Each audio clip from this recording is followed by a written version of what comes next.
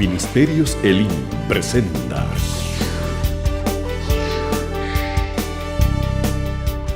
al pastor Héctor Nufio en el programa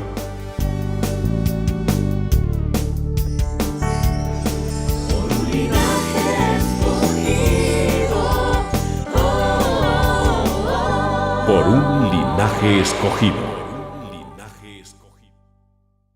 Las fiestas, aunque fueran diferentes, siempre nos estamos refiriendo a que todo se resume en la persona del Señor Jesucristo. En la muerte del Señor Jesucristo se consume el Antiguo Testamento y en la resurrección del Señor Jesucristo se inicia el nuevo pacto. Eso es lo bello de todo esto. Por eso es que usted no tiene que buscar a nadie más, porque ya encontró al que debía de encontrar. Por eso es que hoy decimos, como decían los apóstoles: Señor, ¿a quién iremos si solo tú tienes palabras de vida eterna? Solo tú hablas del Padre, del parte del Padre. Tú eres el Cristo, grítelo, tú eres el Cristo. Tú eres el Cristo, el Hijo del Dios viviente. Un aplauso a ese Señor, aleluya. Y como todo se inicia en Él, quiero que entienda esto.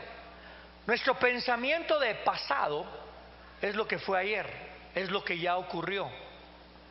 En la Biblia el pensamiento de pasado es algo que ya se cumplió. ¿Me explico? Hace poco me invitaron a hacer renovación de votos y yo entiendo lo que eso quiere decir. Pero se van a renovar los votos cuando realmente o se han roto o ya se cumplió con todo. Usted no va a renovar un contrato hasta que el contrato se cumple. Entonces usted no va a renovar votos. Y por favor, quiero que me entienda, si usted quiere que oremos por usted porque ya tiene 50 años de casado y le llamamos renovar votos si usted quiere, pero lo que yo quiero darle a entender es esto: realmente no es un renovar de votos, porque los votos se van a renovar si usted se muere. Porque usted cuando se casó dijo: hasta que la muerte nos separe. Y ya que se murió, usted dice: bueno, ahora vamos a renovar los votos porque ya se cumplió. Ahora, creo que es muy difícil renovar los votos cuando uno ya está ido. ¿Me explico? Entonces no se trata de eso. Todo es pasado cuando se cumple. Nosotros pensamos que todo es pasado porque ya pasó algo, porque es en el día de ayer. No, mi vida no es pasada, mi vida es presente, porque todavía no he cumplido todo. Por eso decía Pablo, sin ver el pasado, porque cuando miramos el pasado, vemos justificación para lo que somos. Y cuando miramos el pasado, vemos que tenemos coronas por las cuales podemos descansar. Pero Pablo decía: yo no busco el pasado, anhelo alcanzar aquello por lo cual yo fui alcanzado. Y cuando llega a un punto de que va a haber algo pasado es porque ya se consumó. Y por eso es que tenemos que entender que la ley del Antiguo Testamento en su propósito ya se consumó. Por eso dice Jesucristo cuando está muriendo: Padre, consumado es. ¿Me está escuchando? El propósito del pasado es consumado. Entonces en ese momento ya es pasado, porque ya terminó. Pero ahora aquí viene lo bello. Pero se inicia algo cuando dice el Señor: en tus manos encomiendo mi espíritu. Cuando hablamos de espíritu entendemos de lo que tenemos adentro, pero no solamente es eso. Cuando hablamos de espíritu hablamos de propósito. Por eso es que cuando Dios hizo a Adán, sopló su espíritu, sopló su aliento y comenzó a ser espíritu viviente. Lo que está diciendo es que Adán se convirtió en alguien con el propósito de Dios. ¿Cuál era el propósito de Dios? Que fueran hechos conforme a su imagen. O sea que espíritu no solamente es aquello que se mueve en medio nuestro. Espíritu es el propósito por el cual existimos. Aleluya. Por eso es que un espíritu demoníaco o un espíritu malo es un espíritu que se sale del propósito de Dios. Pero el Espíritu de Jehová es el espíritu que te mantiene en el propósito de Dios. Aleluya. Y por eso dice Jesucristo: Padre, en tus manos encomiendo mi espíritu. ¿Cómo no? Mi espíritu, porque somos alma, cuerpo y espíritu. Pero la palabra espíritu significa aquel que conoce el propósito. Yo voy a morir en la cruz del Calvario, yo voy a morir como maldito, yo voy a descender a los infiernos, voy a ir al Seol. Pero Padre, ese no es mi propósito. Mi propósito no es que me quede en la muerte. Mi propósito no es que me quede en el Seol. Mi propósito no es que me quede maldito. Mi propósito es que al tercer día yo sea levantado por el Espíritu Santo y cumpla todo aquello por lo cual tú me enviaste, que es levantar tu casa, Señor. Démosle un aplauso fuerte al que vive. Ese es el Espíritu. Entonces tenemos que entender que algo fue consumado. Por eso es que la ley de Moisés está en el pasado. El motivo por el que fue dado no quiere decir que hoy no está vigente, en el sentido de que tenemos que aprender y que tenemos que guiar nuestra vida a través de ella, porque usted me ha escuchado decirlo. Pero lo que quiero decir es que el propósito por el cual existía de sombra ya se cumplió en Cristo Jesús. Entonces, ya que entendimos esto, que nada es en el pasado hasta que se consumado es. Nada está en el pasado hasta que se termina.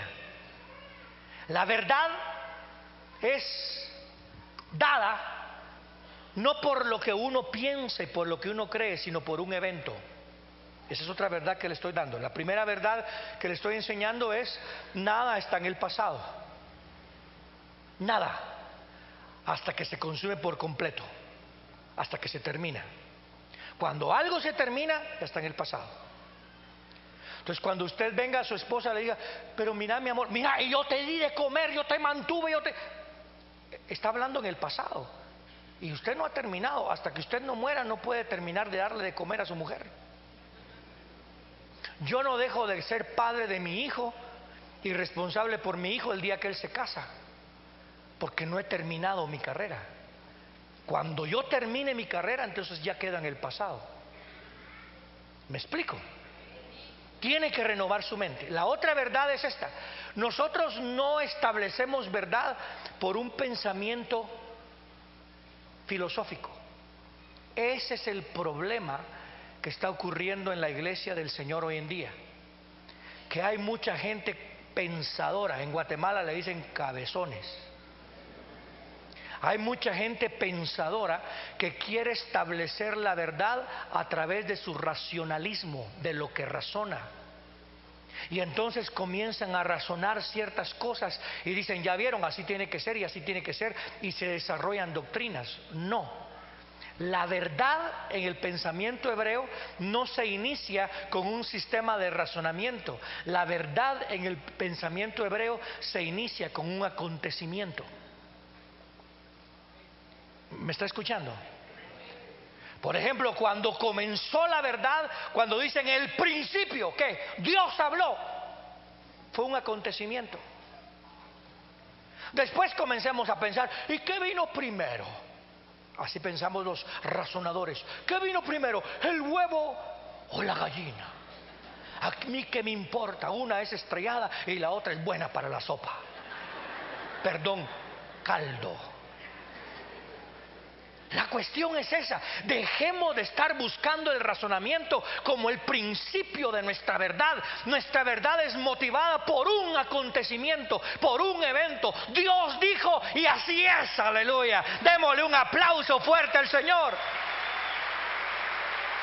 Entonces, toda la verdad que ahora predicamos, toda la verdad que ahora desarrollamos, toda la verdad que ahora mantenemos, no se inicia con un razonamiento, se inicia con un evento. Nuestra vida comenzó con un evento, que la cruz es el principio de todo y la cruz es el final de todo. La cruz es el principio de la resurrección y al final todos moriremos, pero también resucitaremos, aleluya. Los que hayan muerto resucitarán en Cristo y los vivos serán transformados y pasarán pasarán a través de la muerte. Ese aplauso fuerte al que vive, aleluya.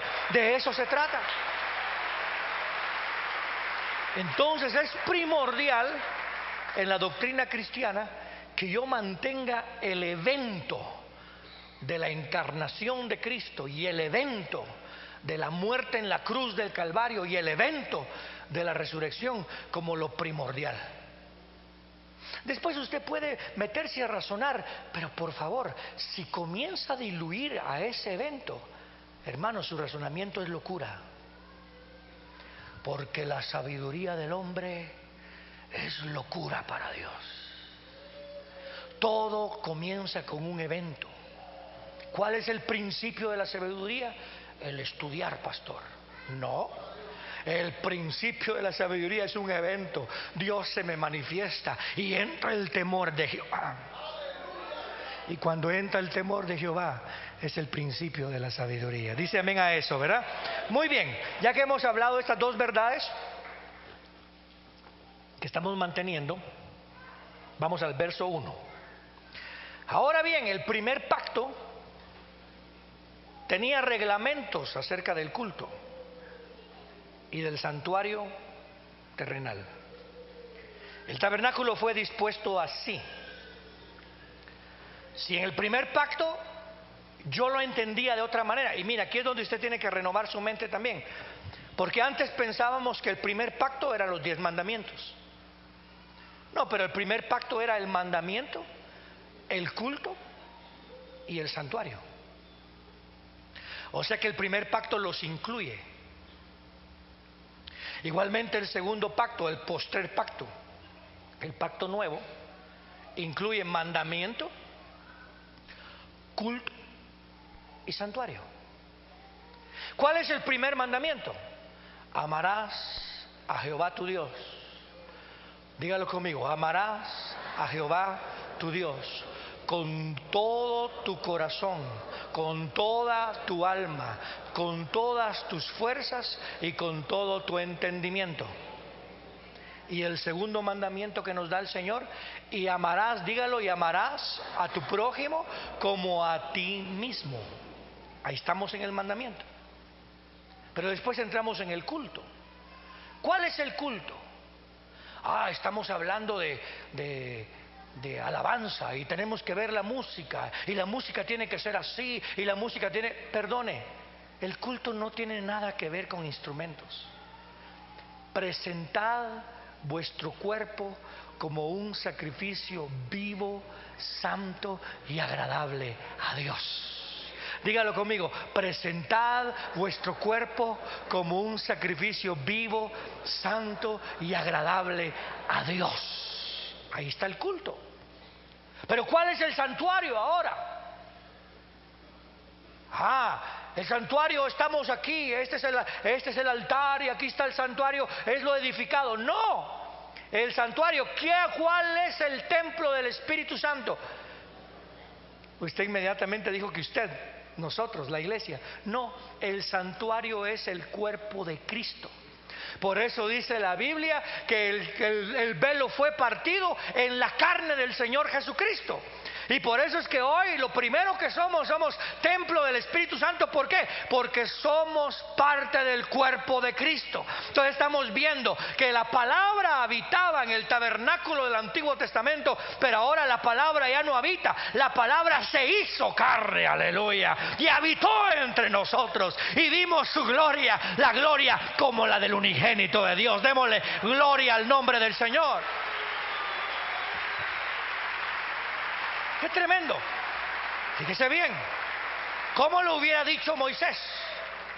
¿Cómo lo hubiera dicho Moisés? Y la palabra vino a mí, y la palabra le hicimos tabernáculo.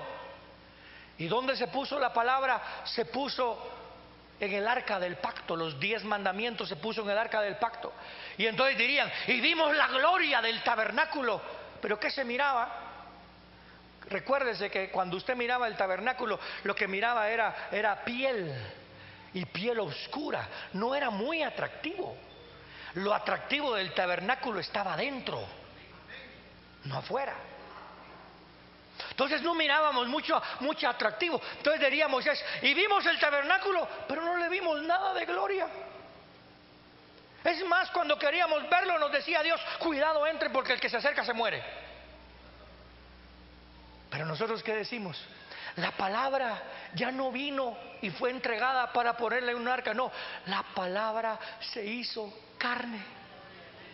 Y lo mejor de esta carne es que lo vimos en carne como la nuestra. Pero Dios nos dio la facultad de que, a pesar de que andaba con su barba, y a pesar que tenía facciones judías, y a pesar de que andaba con sus pies en la tierra, y a pesar de que sudaba, y a pesar de que tenía hambre, y a pesar de que se enojaba, y a pesar de que lloraba, y a pesar de que a veces estaba tan enojado que rompía las cosas, a pesar de eso vimos su gloria. Y le vimos la gloria como la del Verbo hecho carne, la del unigénito que habitó entre nosotros. Démosle un aplauso fuerte al Señor, porque el tabernáculo es Jesucristo. Él mismo dijo, boten este templo y en 3 días lo levanto. Y Él no estaba hablando del templo ese. Estaba hablando del templo de Jehová, que era su cuerpo, porque estaba hablando de su cuerpo. O sea, que quiero que entienda, usted es templo del Espíritu Santo, pero todavía no es templo de Dios, aunque el Espíritu Santo es Dios. Quiero que me entienda. ¿Por qué? Usted tiene que entender que antes de ser templo del Espíritu Santo, usted es parte del cuerpo de Cristo. Porque sin ser parte del cuerpo de Cristo, el nuevo pacto en usted no tiene santuario. Qué cosa, ¿verdad? Porque el antiguo pacto tenía mandamiento, tenía orden de adoración o de culto, y tenía santuario. En el nuevo pacto tenemos mandamiento. En el nuevo pacto tenemos orden de culto. El orden de culto no es levantar las manos. El orden de culto es presentaos delante de Jehová como un sacrificio vivo, santo y agradable. Y el nuevo pacto tiene un santuario. Su nombre es el Señor Jesucristo. ¿Qué dice si le damos gracias por un momento al Señor?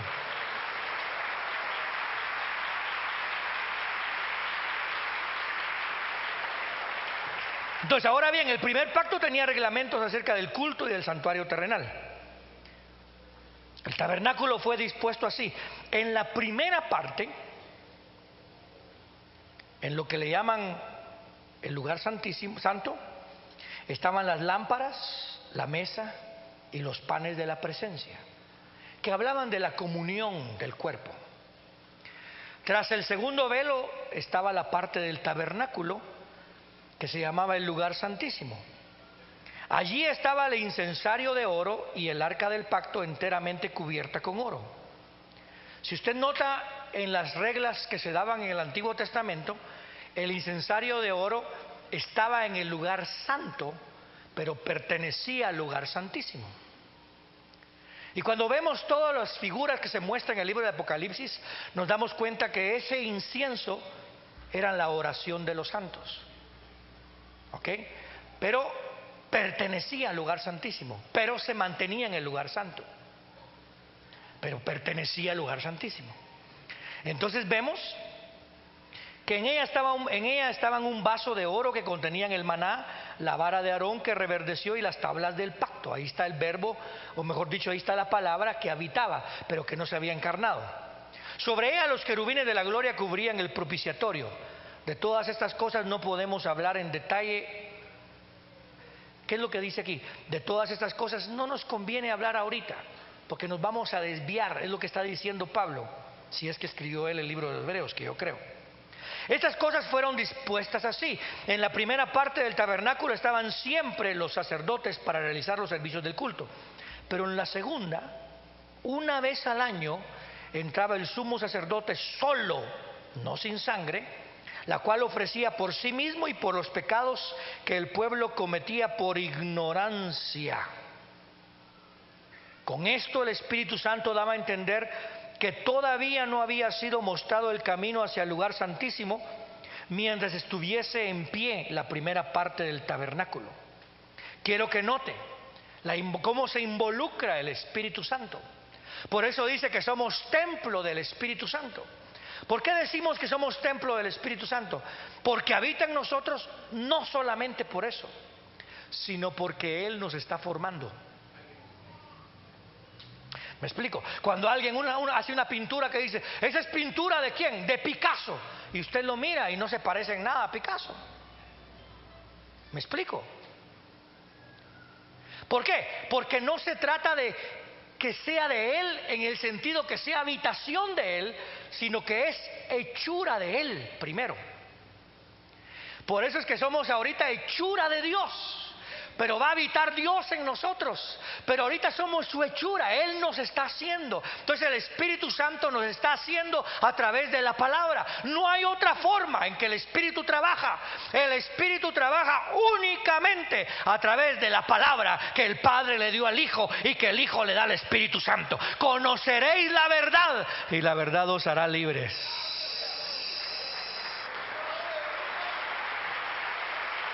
Le voy a contar algo que me dijo alguien.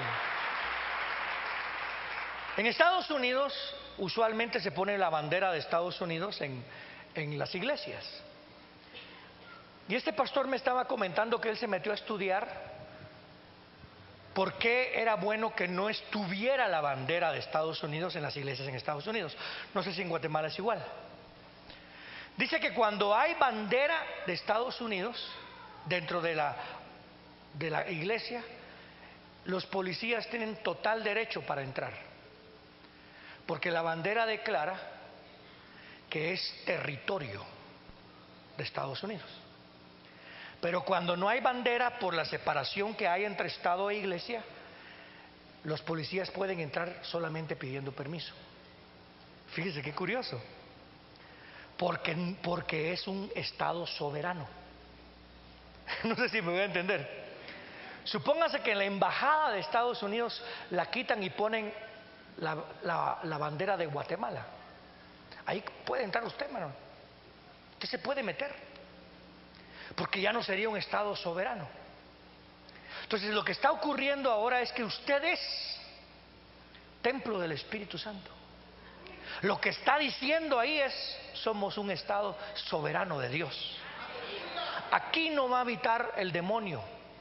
Aquí no va a habitar el diablo, aquí no va a habitar nada. Aquí lo que va a habitar es la soberanía de Dios, aleluya.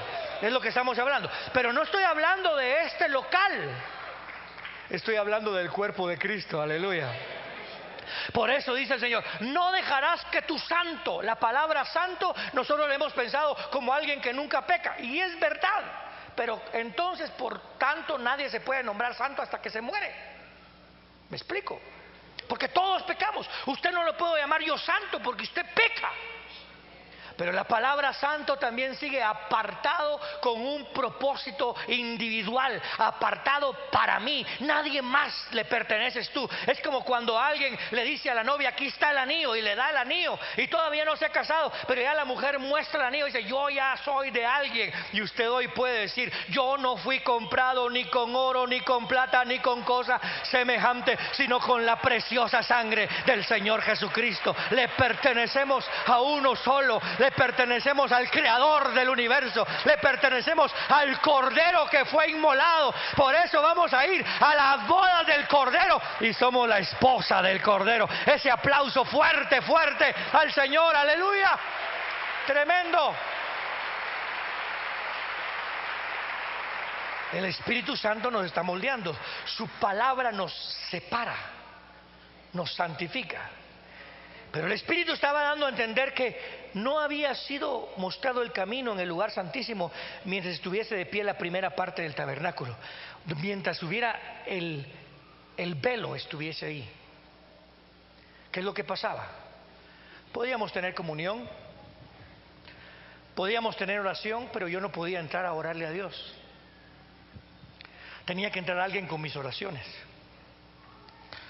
Podía yo estar en la luz de los candelabros, del candelabro, pero no podía yo tener la luz directa del Señor. Estábamos limitados. El Espíritu Santo en el Antiguo Testamento lo que estaba tratando de hacer era enseñarles a la gente lo imposible que es para el humano llegar a Dios. Pero nadie se da cuenta de qué tan cerca está Dios hasta que no abre los ojos para ver qué tan lejos uno está. ¿Se acuerda usted que cuando uno jugaba partidos de fútbol dice, por poco ganamos? Y si usted por poco gana, ¿qué quiere decir? Que perdió. Olvídese que no ganó, perdió. Y entonces llegamos a un punto en que por poco, como dicen allá en mi pueblo, sí masito llego. Pero no pasó. Y nadie se da cuenta qué tan cerca estuvo hasta que no se da cuenta qué tan lejos quedó. Y hasta que usted no se da cuenta qué tan lejos está Dios, no se da cuenta que cercana a tu boca está la palabra de salvación. Todo aquel que confiese al Señor Jesucristo, aunque esté lejísimos, será salvo. Qué tremendo es mi Dios. Pero cuando uno se da cuenta, y es lo que quería Dios, que se dieran cuenta, por poco llegan al lugar santísimo, pero no llegaron. Por poco entran al lugar santísimo, pero no pudieron entrar. Se quedaban nada más en su convivio. Se podía hasta convertir en algo social. Por poco entran. Y estaba dando a entender que nada más un hombre podía entrar. Oiga, pues, esto es figura para el tiempo presente, según la cual se ofrecían ofrendas y sacrificios que no podían hacer perfecto. El hebreo tenía que estar consciente de que los sacrificios no limpian. Usted tiene que estar consciente de que usted no está limpio para poder ser limpio. Me estoy dando a entender en eso, ¿verdad? Todos podemos engañarnos. Por ejemplo, ¿cuántos tienen aquí los que dicen, yo tengo mi conciencia limpia? Usted,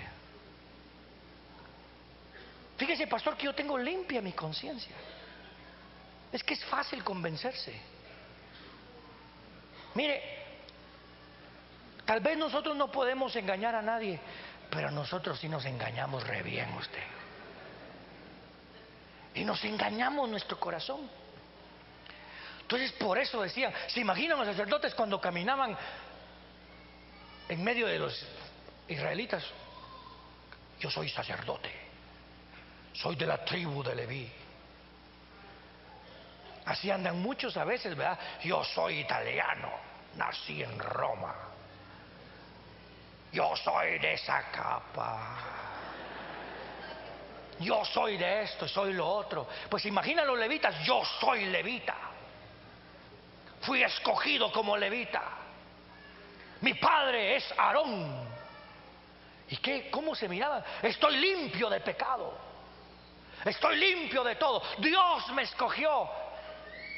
Pero cuando entraba al lugar santo, se daba cuenta que no podía entrar al lugar santísimo.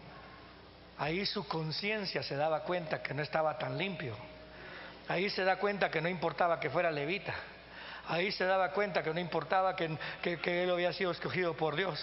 Ahí se daba cuenta que él tenía que limpiar su conciencia, porque no había nadie que pudiera entrar. Por eso, mire, tenga cuidado. Yo soy de Elín, muchacho. Yo estoy bajo la cobertura del hermano Héctor Nufio, aleluya. Mejor cuídese, hermano, porque cuando llegamos al momento vital, ni el estar en el himno, ni el ser parte de nosotros, nada, ni el mostrar la membresía lo hace entrar. Lo único que lo hace entrar es el hecho de que Jesucristo ya abrió las puertas a través de su sacrificio, y que por su sangre hoy somos salvos. Denle ese aplauso fuerte al Señor, aleluya. Es lo único. Por eso dice que tenía que haber una conciencia de pecado. En cuanto a la conciencia al que rendía culto, estas ordenanzas de la carne, que consisten solo en comidas y bebidas y diversos lavamientos, impuestas hasta el tiempo de la renovación, lo que hicieron fue crear necesidad. Eso es lo que hacían, crear necesidad. Todo lo que nos ocurre en nuestra vida es crear necesidad. Tenemos que ver la necesidad que tenemos de un Dios todopoderoso y de la misericordia que Él nos mostró. Tenemos que abrir los ojos para tener la misericordia de Dios en nosotros. Abramos nuestros ojos, tenemos necesidad. Cuando usted pase por dificultades, que usted se dé cuenta que tiene necesidad de Dios. Cuando usted caiga en pecado, que usted sepa que tiene necesidad de Dios. Cuando usted mire conflictos en su vida, usted se da cuenta que tiene necesidad de Dios. Pero miren el verso 11. Pero estando ya presente Cristo, el sumo sacerdote de los bienes que han venido, por medio del más amplio y perfecto tabernáculo que es su cuerpo, no hecho de manos, es decir, no de esta creación. Él entró una vez para siempre en el lugar santísimo, logrando así eterna redención, ya no mediante sangre de machos cabríos ni de becerros, sino mediante su propia sangre.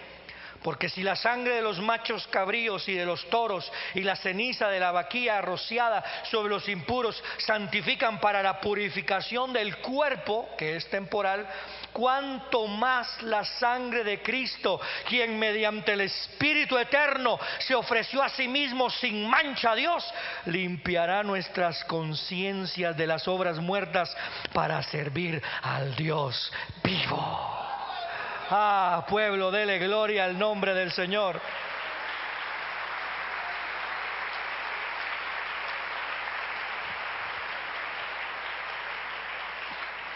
Para cerrar, déjeme decirle algo. Le voy a leer Mateo 27:49 para que usted entienda el nuevo santuario. Desde la sexta hora, que es las 3 de la tarde, descendió oscuridad sobre toda la tierra hasta la hora novena, que eran como las 6. Como a la hora novena, Jesús exclamó a gran voz diciendo: Elí, Elí, que eso es hebreo, lama sabactani, que eso es arameo, que significa Dios mío, ¿por qué me has abandonado? Cuando algunos de los que estaban ahí le oyeron decir lo que dijo, dijeron: este hombre llama a Elías, porque Elí, Elí era Elías, pero Elí significa Dios mío, Dios mío. Ellos lo entendieron como un nombre, no como una declaración. Y de inmediato uno de ellos corrió, tomó una esponja, la llenó de vinagre y poniéndola en una caña le dio de beber. Pero otros decían: deja, no lo socorras, veamos si viene Elías a salvarlo. Pero Jesús clamó otra vez a gran voz y entregó el Espíritu. Y mire lo que ocurrió. Y aquí el velo del templo se rasgó en dos. Ese es el que dividía el lugar santo del lugar santísimo. Se rasgó en dos de arriba a abajo, la tierra tembló y las rocas se partieron. Se abrieron los sepulcros y muchos cuerpos de hombres santos que habían muerto se levantaron y salieron de los sepulcros después de la resurrección de Él. Fueron a la santa ciudad y aparecieron a muchos. Cuando el centurión y los que con él guardaban a Jesús vieron el terremoto y las cosas que habían sucedido, temieron en gran manera y dijeron: verdaderamente este era. Y lo dijeron en pasado: no, este es Hijo de Dios. ¿Pero por qué lo dijeron en pasado? Porque cumplió algo, se terminó algo, se terminó algo. Usted no ha terminado nada, usted no está en el pasado. Mi niñez no está en el pasado. Yo no tengo pasado porque todavía no he terminado lo que Dios me mandó a terminar. ¿Qué responsabilidad? Porque creemos que podemos terminar algo y ponerlo en el pasado cuando lo olvidamos. O cuando nosotros decimos, mi conciencia está limpia. El que mejor puede decir que su conciencia está limpia es aquel que tiene amnesia. Porque usted lo pone en el olvido. Es más, a veces tenemos una memoria selectiva. Nada más nos recordamos de lo que nos conviene. Como esposo yo no he terminado. Como padre no he terminado. No puedo decir que está en el pasado. Como pastor, yo no puedo poner el ser pastor en el pasado, porque no he terminado. Como oveja, no lo puedo poner en el pasado, porque no he terminado. Como hijo, aunque mis padres mueran, yo no lo puedo poner en el pasado, porque yo no he terminado. Y entonces me carga, porque cuando veo en el presente me aturde todo lo que me ocurre, todo lo que siento y todo lo que pienso, y me siento débil. Pero entonces me acuerdo que ya no hay división entre el lugar santísimo y el lugar santo, sino que hoy puedo entrar libremente a la presencia de mi Padre.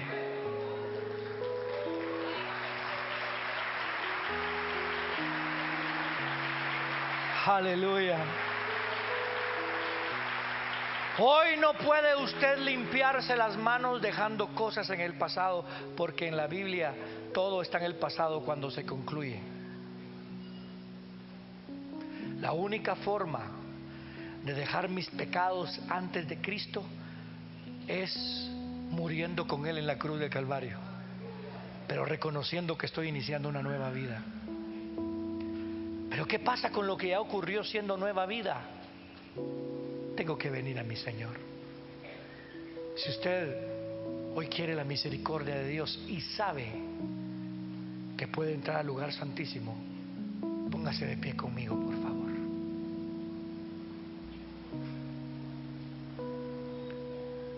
Y si usted anhela, tenemos ancianos, staff, hermanos que van a orar por usted, por favor.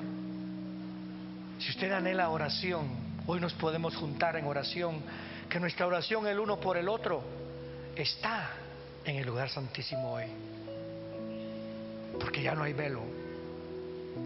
Y yo le invito a que venga aquí al frente y venga a decir hoy: Señor, me vengo a someter ante ti, ante tu gracia, y vengo a buscar oración de parte de aquellos que no son más que yo, pero que tú has puesto para que oren por mí. Solamente comience a venir en lo que cantamos y le decimos que le amamos al Señor.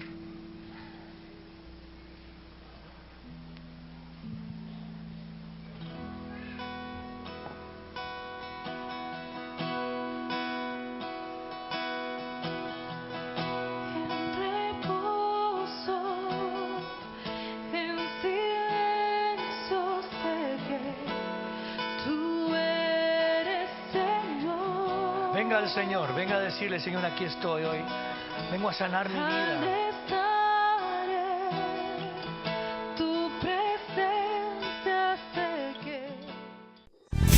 Por un linaje escogido. Es una presentación de Ministerios Elim en la ciudad de Guatemala. Si desea adquirir este material, comuníquese a Iglesia de Cristo Elim Central. Por un linaje